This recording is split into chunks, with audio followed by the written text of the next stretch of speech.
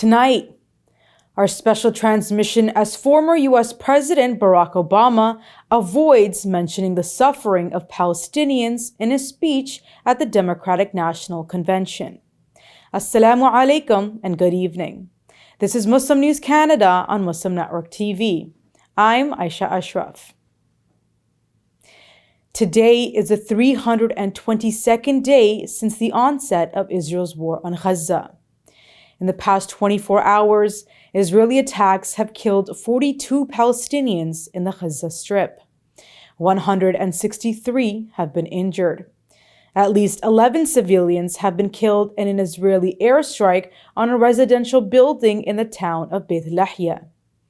4 Palestinians have been killed in an Israeli attack on another school in Salah ad-Din in the northern Gaza Strip.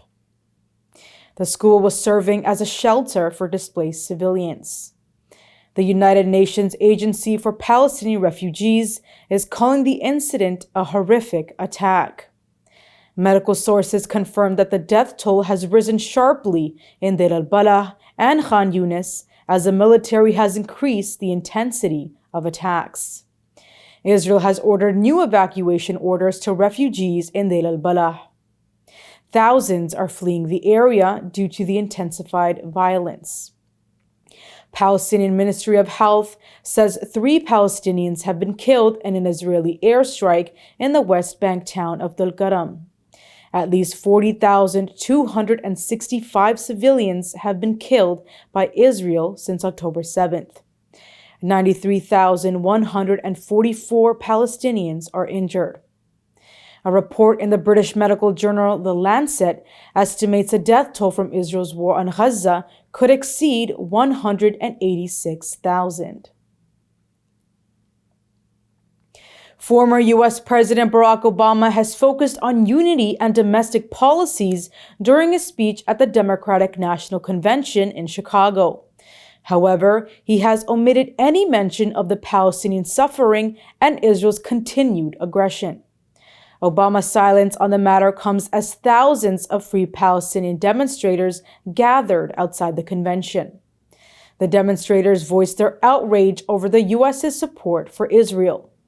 President Biden and other Democrats called for an end to the war.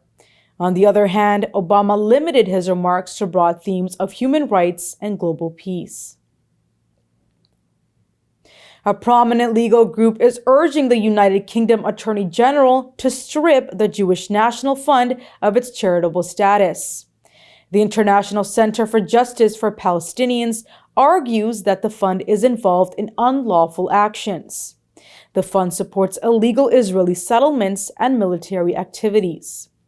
The group says there have been recent complaints to the Charity Commission in the UK about the use of the funds by the charity. A letter by the group calls on Attorney General Richard Hermer Casey to act. The group says UK must ensure charities are not complicit in illegal activities. Recently, Canada has revoked the charitable status of the Jewish National Fund due to its misuse for military purposes. The Jewish National Fund was established in 1901. It has faced a long-standing criticism for its role in displacing Palestinians and damaging the environment in occupied territories. Human rights organizations in Geneva, Switzerland have launched a campaign calling on Western governments to sever military and trade relations with Israel. The prominent organizations behind the campaign are the Geneva Center for Democracy and Human Rights, the Geneva Council for International Affairs and Development, and the International Jurist Union. The groups are urging Britain, Switzerland, and the European Union to halt connections with Israel. They stress that Israel's actions amount to war crimes and genocide. The groups are pressing the UK to support the International Criminal Court's efforts to issue arrest warrants for Israeli officials. They also advocate for sanctions and a suspension of military ties to hold Israel accountable. A scheduled meeting between Prime Minister Justin Trudeau and Muslim leaders in Quebec was abruptly cancelled after many invitees declined to attend. The backlash stems from widespread frustration over the government's handling of the Gaza war and rising Islamophobia in Canada.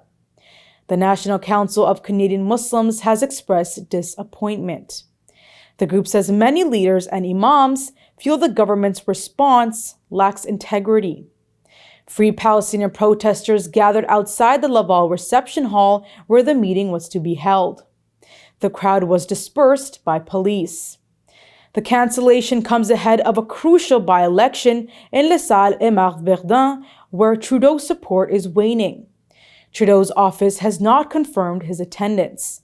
His office, however, says Trudeau has always been committed to having difficult conversations on the ongoing crisis in the Middle East. Egyptian-American comedian Bassem Youssef has deactivated his X account due to safety concerns. Youssef is known for his sharp critiques and dark humor. He has been very vocal about his support for the Palestinian cause. He says he fears for the safety of his loved ones amid accusations of anti-Semitism. Before deactivating his account, Youssef criticized the misuse of anti-Semitism accusations to stifle discussion. He says he's not banned from the platform and might return if safety issues are resolved. Youssef says he will continue sharing his content on other platforms like TikTok and Instagram. His decision to delete his account comes after the official Israeli account mocked him. Indian Muslims of North America have pulled their float from New York City's India Day parade. The action comes due to a divisive float featuring the replica of the Ram Janmabhoomi temple. This temple, known as Ram Mandir, was constructed over the historic Babri Mosque in Ayodhya, India. The mosque was demolished by Hindu extremists in 1992. Imtiaz Siyamullah, president of the group, cited concerns of anti-Muslim bias as the reason for their withdrawal. He says the float represents a troubling political statement rather than a celebration of inclusivity. The decision to include a depiction of a Hindu temple built on the site of a destroyed mosque has sparked criticism. The parade is meant to showcase the celebration of unity. The float had been originally designed to showcase the accomplishments of Muslims.